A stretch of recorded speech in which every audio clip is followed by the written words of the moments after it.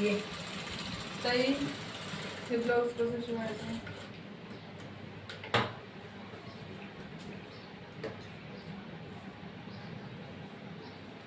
कंपनीने गळा दिलेला आहे इथे बघा. इथे कंपनीने मागचा भाग डायमंड वर्कमध्ये दिलेला आहे, तुम्ही बघू शकता.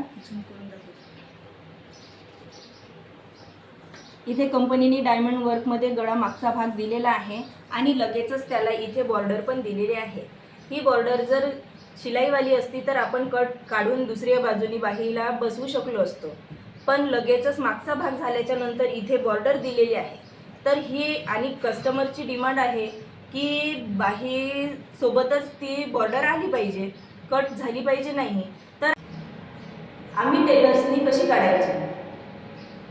काय तुमच्याकडे सुद्धा अशा प्रकारचे ब्लाऊज येतात? कमेंट्स करून नक्की सांगा. आणि आल्यावर तुम्ही काय करता हे सुद्धा कमेंट्समध्ये नक्की सांगा.